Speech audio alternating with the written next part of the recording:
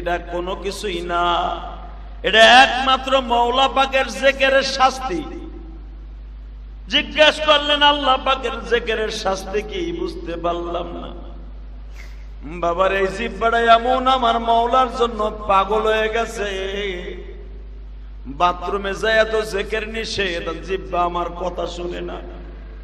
এই জন্য আর একটু সাজা দিছি, বাথরুমের ভিতরে অনিচ্ছায় আমি ইচ্ছা ছাড়া জিহ্বাটা আল্লাহ আল্লাহর জিকির আরম্ভ করে দিছে।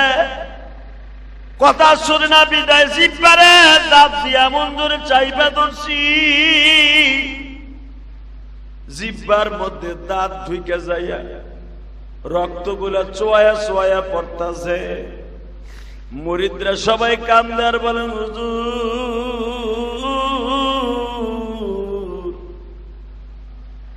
এইভাবে জিহ্বাকে আপনি পবিত্র করে ফেলেছেন, যেই জিহ্বা আপনার কথা শুনে না, বাথরুমে যাইয়াও জিকির করে, ঘুমের ভিতরে জিকির করে, খাবারের মাঝখানেও জিকির করে। এইভাবে মাওলার জিকির তারা এমন ভাবে আরম্ভ করে দিছে, আমার মন বলে মৃত্যুর খাট যেদিন আরম্ভ হয়ে যাবে, মন বলে মৃত্যুর খাটের মধ্যে শুইয়া আপনি জিকির আরম্ভ করবেন। বাজান এখানেই শেষ না, আল্লাহর কুতুবরে যখন মৃত্যুর বাস খাট বাসের মধ্যে শোয়াইছে, মৃত্যুর পালকিতে যখন শোয়াইছে, মৃত্যুর পালকিতে শোয়াইয়াও দেখে জুনায়েদ বাগদাদির মতো কাফনের কাপড়টা গালের থেকে লড়তাছে। মুরিদরা দেখে আর কামদার বলে, মালিক তোমার কুদরত বোঝার সিস্টেম নাই। সারা জীবন যেই লোকটা জিহ্বা দিয়া তোমারে ডাকছে, ওই জিহ্বা দিয়া মৃত্যুর পরে তোমার জিকির করতেছে। আমার ভাইরা মনে রাখো, আহমদ শফী সাহেব রহমাতুল্লাহ আলাইহি, আল্লাহর কুতুব জান্নাতি মহাপুরুষ, হুজুর হসপিটালের বেডে শোয়া, যখনই তার ছাত্ররা তার দেখতে যাইতেন মৃত্যুর আগে, আগের সপ্তাহে হুজুর অসুস্থ হইলেন, আসগর আলী হসপিটালে বলে হুজুর, যত ছাত্ররা তারা দেখতে যাইতেন হাতের ইশারা দিয়ে বলতেন সময় হয়ে গেছে, দোয়া করুন, আমার মালিকের সাথে যাওয়ার টাইম হয়ে গেছে। আল্লামা শামসুল্লাহ ফরিদপুরি রহমাতুল্লাহ আলাইহি, আমার গোপালগঞ্জের বাপ, আমার গোপালগঞ্জের সন্তান। আরে গোপালগঞ্জে শুধু বঙ্গবন্ধু শেখ মুজিবুর রহমানই জন্ম নেয় নাই বেটা, গোপালগঞ্জে আল্লামা শামসুল্লাহ ফরিদপুরিও জন্ম নিয়েছে। কথা বলেন না কেন? একই থানা একই গ্রামে জন্ম নিয়েছে আল্লামা শামসুল্লাহ ফরিদপুরি। অনেকে নতুন নতুন পড়ার পর ডায়লগ দেয়, গোপালগঞ্জকে মানচিত্র থেকে বিলীন করে দিবে, থাপ ভাইয়া গাড়ি সল ফাড়ায় বেলা। গোপালগঞ্জে শুধু বঙ্গবন্ধু শেখ মুজিবুর রহমানই জন্ম নেয় নাই। দোষ করলে তার মায়া করতে পারে, দোষ করলে শেখ মুজিবুর রহমান করতে পারে, গোপালগঞ্জে দোষ করে নাই। কথা বলেন না কেন?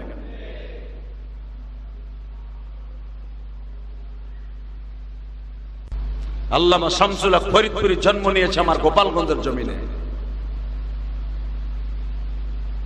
বাংলাদেশের যত বড় বড় বুজুর্গ জন্ম নিছে, সমস্ত বুজুর্গদের কদম আল্লামা শামসুল্লাহ ফরিদপুরি কবরে একবার না একবার তারা জিয়ারত করতে গেছে।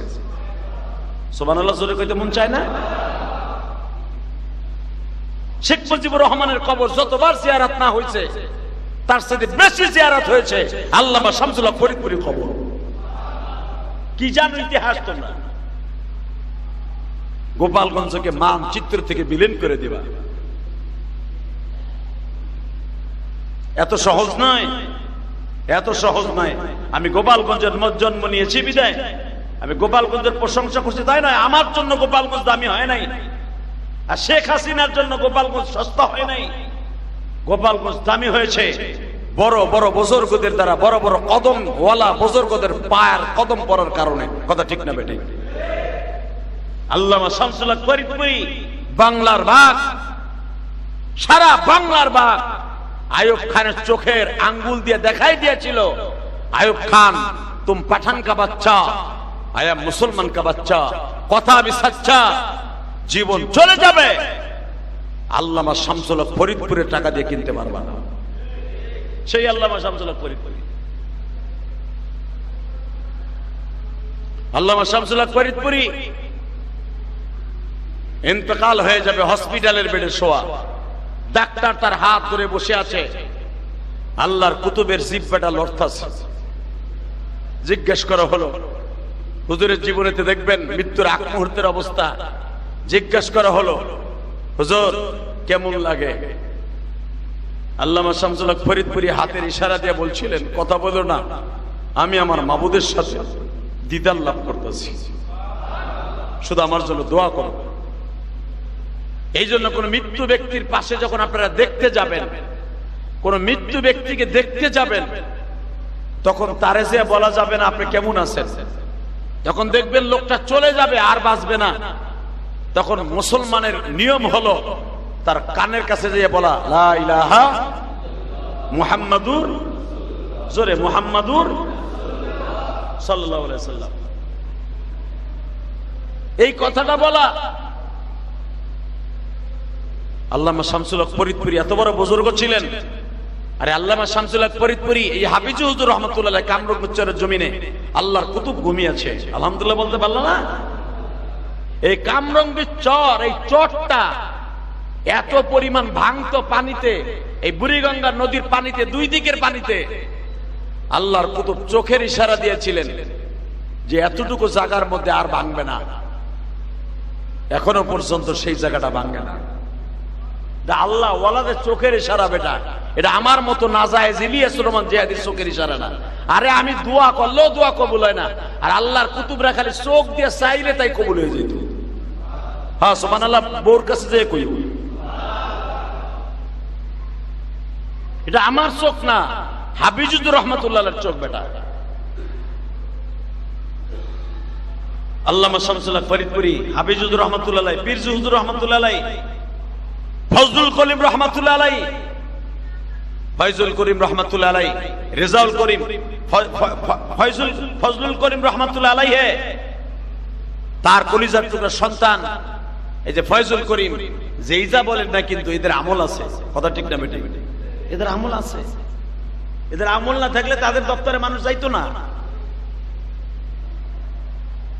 এই জন্য আমার ভিতরে যেটা নাই, এটা কখনো আপনি বলেন না যে ওই লোকটা খারাপ।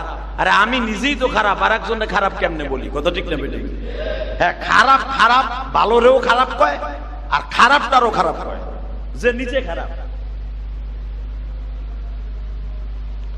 হাফিজুর রহমাতুল্লাহর জীবনে আপনি খুলে দেখেন, আল্লাহর কুতুব ঘুমায়া থাকলেও তার জিহ্বাটা লড়তো, আল্লাহ আল্লাহ আল্লাহ জিকির, সুবহানাল্লাহ। তো বাথরুমে যায় তো আল্লাহর জিকির করা যায় না, বাথরুমে যায় কিন্তু আল্লাহর জিকির করা নিষেধ, জিহ্বা বন্ধ করে রাখতে হবে। এমনকি বাথরুমের ভিতরে যদি আপনি ওযু করতে যান, ওযুর দোয়া পড়াও মুস্তাহাবের খেলাফ। তো হাফিজুর রহমাতুল্লাহ এমন ভাবে আল্লাহরে প্রেম করে ফেলছিলেন যে বাথরুমে যাইয়া ওনার জিহ্বা বন্ধ হইতো না, বাথরুমে যাইয়াও ওনার জিহ্বা চালু থাকতো জিকিরের জন্য, সুবহানাল্লাহ কইলেন না? তো যখন উনি বাথরুমের ভিতরে যাইতেন, জিহ্বাটা আল্লাহ আল্লাহ জিকির শুরু হতো। এই বাচ্চাগুলা বোঝাই, এই বাচ্চাগুলা কি করো, তুমি বারান্দায় যাও, এত ছোট বাচ্চা কে আনে? এত ছোট বাচ্চা আনবেন না, যারা একবারে বুঝে না এদেরকে মসজিদ আনবেন না।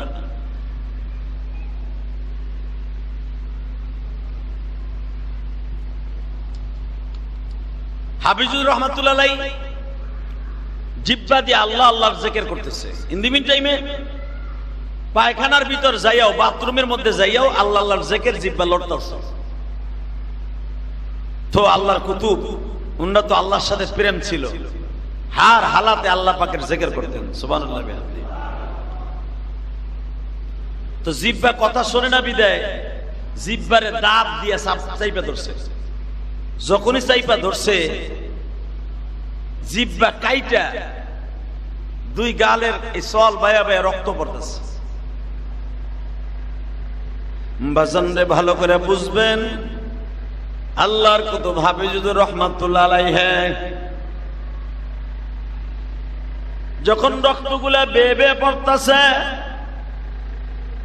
তার খাদেম জিজ্ঞেস করলেন, হুজুর জিব্বা এত সুন্দর নিয়ে বাথরুমে ঢুকলেন, বাথরুম থেকে বের হওয়ার পরে দেখতাছি পানিগুলো আস্তে আস্তে না পড়ে পড়তাছে রক্ত। আল্লাহর কুতুব বলে, বাবা রে, এটা কোনো কিছুই না, এটা একমাত্র মওলা পাকের জিকিরের শাস্তি। জিজ্ঞেস করলেন, আল্লাহ পাকের জিকিরের শাস্তি কি? বুঝতে পারলাম না। বাবার এই জিহ্বাটা এমন আমার মওলার জন্য পাগল হয়ে গেছে, বাথরুমে যায় তো জিকির নিষেধ, জিহ্বা আমার কথা শুনে না। এই জন্য আর একটু সাজা দিছি, বাথরুমের ভিতরে অনিচ্ছায় আমি ইচ্ছা ছাড়া জিহ্বাটা আল্লাহ আল্লাহর জিকির আরম্ভ করে দিছে। কথা শুনে না বিদায় জিহ্বারে দাঁত দিয়া মন ধরে চাইবা ধরছি, জিহ্বার মধ্যে দাঁত ঢুকে যাইয়া রক্তগুলা চোয়া চোয়া পড়তাছে। মুরিদরা সবাই কান্দে আর বলেন, হুজুর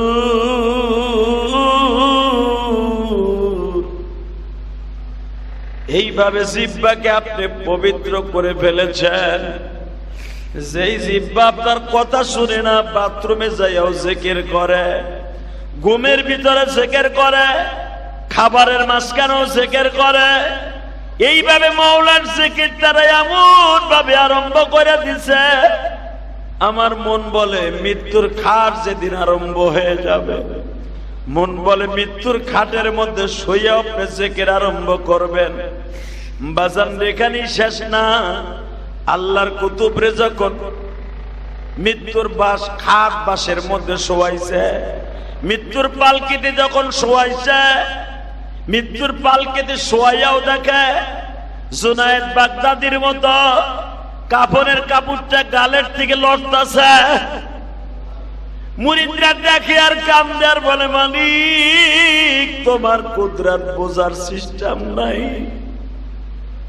সারা জীবন যেই লোকটা জিহ্বা দিয়া তোমারে ডাকছে, ওই জিহ্বা দিয়া মৃত্যুর পরে তোমার জিকির করতেছে। আমার ভাইরা মনে রাখো,